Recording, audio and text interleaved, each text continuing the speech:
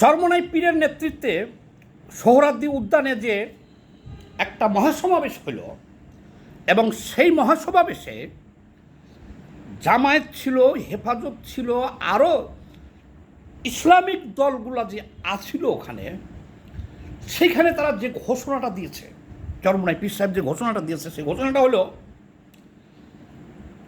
ইসলামকে ক্ষমতায় বসানো হবে এবং সমস্ত ইসলামিক শক্তিকে তারা এক জায়গাতে করবে। এটা হলো তাদের আত্মঘাতী সিদ্ধান্ত। ইহকালেও না, আরও 100 বছরেও না।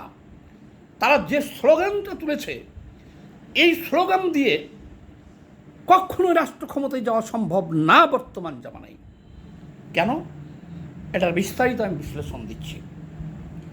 তাদের এই আস্ফালন সোহরাওয়ার্দী উদ্যানে তাদের সকলের বক্তব্য বিচার বিশ্লেষণ করলাম 2 দিন। করার পরে দেখলাম যে এইটা হলো তাদের আত্মঘাতী সিদ্ধান্ত এবং এরা যে 54 বছরের ক্ষমতাই তো দূরের কথা, ওই টেজে যারা ছিল, একজন এমপি কোনো দল নিজের মেরুদণ্ড দিয়ে পা দিয়ে নিজে জনগণের কাছ থেকে নির্বাচিত হয়ে আসতে পারে নাই।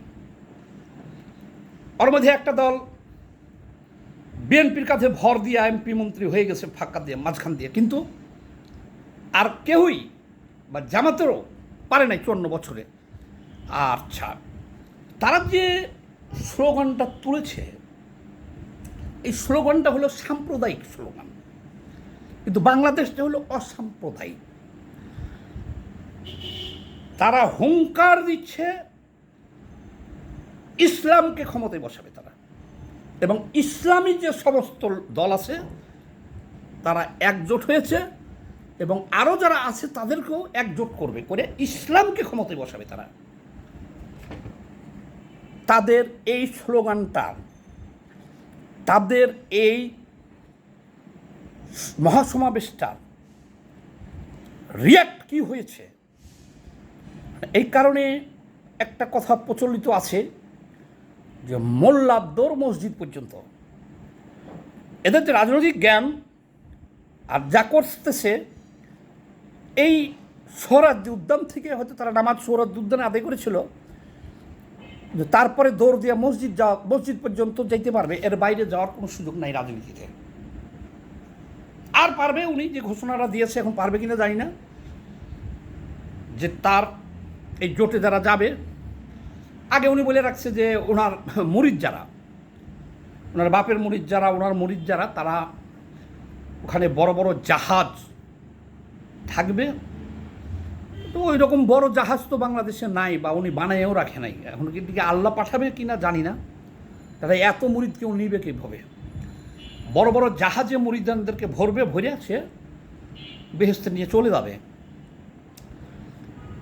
এখন উনি এই আরও সমস্ত বাংলাদেশের ইসলামী দলকে এক জায়গাতে করে এক মঞ্চে আইনা উনি বেহেশতে নেওয়ার ব্যবস্থা করতেছে কিনা জানি না, কিন্তু এইটা পারলে পারতে পারে। ওইটা নিয়ে আমি ধর্ম নিয়ে বিতর্ক করব না। যে উনি যদি ওনার আধ্যাত্মিক ক্ষমতা থাকে, এই সব ইসলামী দলকে এক মঞ্চে নিয়ে, তারপর তাদের টাকা পয়সা আছে হয়তো বড় বড় জাহাজের ব্যবস্থা করে, বা তাদের আধ্যাত্মিক রুহানি ক্ষমতা দিয়ে তারা যদি বেহেশতে নিয়ে যায় সবাইকে, আমার আপত্তি নেই, বা এটা নিয়ে আমি বিতর্ক করব না। ধর্ম নিয়ে কোনো বিতর্ক আমি যেতে রাজি নাই। কিন্তু এই এক জায়গাতে করে যে ঘোষণাটা আসছে ইসলামকে ক্ষমতায় বসাবে, এটার রিয়াক্ট কি হয়েছে? ক্ষমতায় যাওয়ার স্বপ্ন তো বহুত দূর খায়। ওনাদের রাজনীতি করাটাই কঠিন হয়ে পড়বে ভবিষ্যতে বাংলাদেশে। আর রিয়াক্টটা কী হয়েছে আমি বলি আপনাকে। এটা অসাম্প্রদায়িক বাংলাদেশ। এইখানে ধর্মভিত্তিক দলগুলোকে 1 নম্বরে হলো ভারত। তারা দেখে এগুলোকে জঙ্গি হিসেবে, আমি দেখি না, তারা দেখে। 1 নাম্বার 2 আমেরিকা, সারা বিশ্বের সুপ্রিম পাওয়ার। শেখ হাসিনাকে ক্ষমতা থেকে যাইতে হয়েছে, আমেরিকা চাইলে সে থাকতো, আমরা পারতাম না, আমরা জেলে থাকতাম। আমি তো জুলাইয়ের সামনের সারির যোদ্ধা। আমার প্রোফাইলে ঢুকে দেখেন আমি যে সমস্ত অ্যাক্টিভিটিস করেছি আর যার সমস্ত বক্তব্য দিয়েছি সব আছে। আর এখানে আওয়ামী লীগের ট্যাগ দিয়ে আমাকে কোনো লাভ হবে না। আমেরিকা কোন দৃষ্টিতে দেখতে চায় বিশ্বটাকে? কইবেন যে ভারতরে আমরা গণায় ধরি না, এদেরকে ধ্বংস করে দেব। ধ্বংস তো আপনারা আমেরিকাকেও করতে পারবেন, জাহাজ ভরে মানুষ তো বেহেশতেও নিতে পারবেন। সেগুলো তো কাল্পনিক। বাস্তবতায় আসেন, ইরাককে কি করছে, লিবিয়াকে কি করছে, আফগানিস্তানের পরিণতিটা কি, পাকিস্তানের রিমোট কন্ট্রোল কার হাতে, কি কারণে পাকিস্তানের ইসলামিক দলগুলো ক্ষমতায় যেতে পারছে, কারা ক্ষমতায় যায় থাকে। আর পাকিস্তান এখন যে ডোনাল্ড ট্রাম্পকে নোবেল দিতে বলতেছে কেন? কারা ক্ষমতায় আছে পাকিস্তানে? আফগানিস্তানে আছে একমাত্র পৃথিবীর একমাত্র রাষ্ট্র, তালেবানরা ক্ষমতায় আছে। তাদেরকে 20 বছরে তামা করে ফেলেছে। তারপর দেখছি এখানে আর কিছু নাই, ছোবলা। আমরা কিছু একটা চা বাইয়ে খাওয়ার পরে ছোবলাটা ফেলাই না, এই ছোবলা ফেলাই দিয়ে গেছে, তামা করে দিয়ে গেছে। এখন আফগানিস্তান আউট অফ সিলেবাস তাদের। বাংলাদেশে তারা অবশ্য এই কথা বলার সাহস পায় না এদেশের জনগণের সামনে যে আমাদেরকে ভোট দেন, আমরা ক্ষমতায় যে ইসলামী শাসন ব্যবস্থা আপনাদের উপহার দিব। তারা ক্ষমতায় বসাইতে চায় ইসলামকে, তারা ক্ষমতায় বসাইতে চায় কাকে? ইসলামকে। আরে ভাই, আরেকটা ভিডিওতে বলছি আমি, ইসলাম একটা মহান ধর্ম। ইসলামের হাত পা নাই, চোখ কান নাই, মানুষের মতো না যে আপনি তাকে চেয়ারে নিয়ে যে বসাইবেন। হয়তো পারবেন, অনেক ইসলামের দেশে আছে, রাস্তাঘাটে ঘুরছে, ওইরকম একজন ইসলামকে নিয়ে চেয়ারে বসাইতে পারবেন। ইসলাম ধর্ম চেয়ারে আবার বসে কেমনে? তারা জনগণের সামনে বলেন আমাদেরকে ভোট দেন, আমরা ক্ষমতায় যা এই ইসলামী শাসন ব্যবস্থা আপনাদেরকে উপহার দিব। কিন্তু জনগণের সাথে প্রতারণা।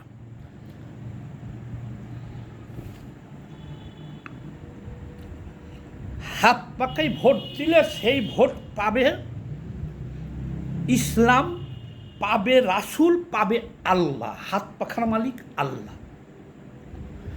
দাড়ি পাল্লেই ভোট দিলে এই ভোট পাবে ইসলাম, পাবে রাসূল, পাবে আল্লাহ। এখানেই তো মারামারি লেগে গেলেন গা আপনারা। তাহলে এখন অবশ্যই একজোট হইতে যেতেছেন, কিন্তু আমি এই বিশ্বের পারিপার্শ্বিক অবস্থা শুনেন যে আপনারা যে আত্মঘাতী সিদ্ধান্তটা নিয়েছেন, সব ইসলামিস্টরা এক জায়গাতে হইয়া হুঙ্কার দিতেছেন, খবর হয়ে গেছে সারা বিশ্বে। আপনারা কি জানেন যে অটোমেটিকলি সিদ্ধান্ত হয়ে গেছে, সে খবর রাখেন? আমেরিকানরা কখনোই চাবে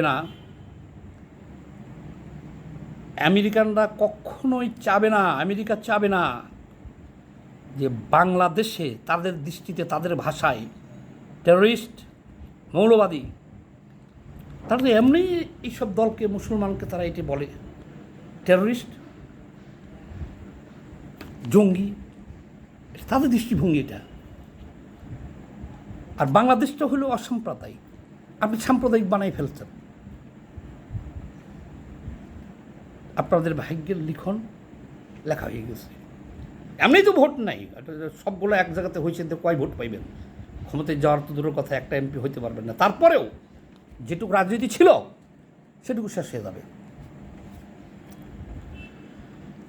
German, Australia, Europe, America, Canada, ইউরোপীয় ইউনিয়ন, সবগুলোর নাম আলাদা আলাদা নাই বলি। ইউরোপীয় ইউনিয়নের 22টা দেশ। বিশ্বটাকে চালাইতেছে, তারাই চালাইতেছে। আপনি দেখান বিশ্বে তাদের ইচ্ছার বাইরে কোন দেশে কোন সরকার আছে? একটা সরকার দেখান আছে, চীন রাশিয়া, কিউবা, উত্তর কোরিয়া। এই তো উত্তর কোরিয়ায় কোনো এরকম ধর্মের ভেজাল নাই, মুসলমান নাই, চীনও নাই, রাশিয়াও নাই, আর চীন রাশিয়া পরাশক্তি। এখানে হাত দিলে সে দেশের সরকার তারপরে হাত দিয়ে ফেলছে তারা। ইউক্রেনের মতো একটা এতটুকু রাষ্ট্রকে রাশিয়া কয় বছর ধরে যুদ্ধ করতেছে, কয় বছর, আরও 100 বছরে জিততে পারবে ইউক্রেনের সাথে? কাজে রাশিয়াকে ভাঙার একবার ভাঙছে, টুকরা করছে, আবার রাশিয়ার অস্তিত্ব ধরে টান দিছে, হাত দিছে তারা। বর্তমান বিশ্বের সুপার পাওয়ার আমেরিকা একলা না, আমেরিকার সাথে ইউরোপীয় ইউনিয়ন, অস্ট্রেলিয়া, জার্মান, তারাই সব সিলেক্ট করে। কাজে আপনি আর আমি যতই হুঙ্কার দেই যে তারা কেউ না, এটা বলতে পারবেন, তারা অলরেডি সিলেক্ট করে ফেলেছে বাংলাদেশে কারা ক্ষমতায় আসবে। এর বাইরে যাওয়ার কোনো সুযোগ নেই। জনগণকে বোকা বানাইয়া, মানে এখানে তো আপনারা একটা প্রতারণার আশ্রয় নিচ্ছেন। আরে ভাই, আপনারা বলেন না কেন যে আমরা ক্ষমতায় যাব? ইসলামকে ক্ষমতায় দিয়ে যাচ্ছেন কেন? তাহলে বিএনপি ক্ষমতায় গেলে ইসলাম পরাজয় হয়ে গেল? আস্তাগফিরুল্লাহ। ইসলাম কি পরাজিত হওয়ার জিনিস? আল্লাহর ধর্ম, আল্লাহ রাসূলের ধর্ম, ইসলাম ধর্ম মহান ধর্ম, এই ধর্ম কিয়ামত পর্যন্ত পরাজিত হবে না। তারা ধর্ম পরাজিত হবে না। আপনারা একটা ভোটে ইসলামকে পরাজয় করে দিতেছেন, কত বড় অসম্মানজনক কথা। ভোটে হারবেন, বিএনপি জিতবো, তাহলে ইসলাম হেরে গেল, আল্লাহ হেরে গেল, রাসূল হেরে গেল। এটা আমি বলছি না, আপনারা বলছেন এগুলো। কিন্তু অলরেডি আপনাদের যদি শুভবুদ্ধির উদয় হয়, আর আমার এই ভিডিওটা যদি আপনারা শুনেন, আমি আপনাদের শত্রু না, আমি 35 বছর ধরে রাজনৈতিক মাঠে বিচরণ করি। এগুলো বাদ দেন, এগুলো বাদ দেন। আমরা ইসলামিক জোট করব, করে ইসলামকে ক্ষমতায় বসিয়ে দিব, এই হুঙ্কারটা আমেরিকা পর্যন্ত, ওই জার্মান পর্যন্ত পৌঁছে গেছে, জাতিসংঘ পর্যন্ত পৌঁছে গেছে। হায় হায়, বাংলাদেশে আরও একটা জঙ্গি রাষ্ট্র, তাদের ভাষাই। তারা তো এটাই মিন করে, আমি মিন করি না, আপনি মিন করেন না, তারা তো এটা মিন করে। হ্যাঁ, বাংলাদেশে আরও একটা জঙ্গি রাষ্ট্রের উত্থান হচ্ছে আফগানিস্তানের মতন। অলরেডি তারা সিদ্ধান্ত নিয়ে ফেলছে ক্ষমতায় কে আসবে। হ্যাঁ, এখনও যদি আপনাদের জ্ঞান ফিরে, বর্তমান বিশ্ব রাজনীতি, এই একটা আপনাদের হাতে মোবাইল আছে না, এইটার ভিতরে সারা বিশ্বের রাজনীতি, এখান থেকে সব দেখা যায়।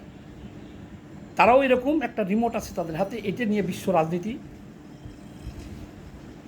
মেনটেন করে। এটা দিয়ে দেখছেন, টুপুস করে এক রাত্রে আমেরিকার থেকে উড়ে এসে ইরানে এই পৃথিবীর সর্ববৃহৎ বিমান দিয়ে সর্ববৃহৎ বোমা মেরে গেল। ও আপনারা কইতেছেন ইরান জিতে গেছে?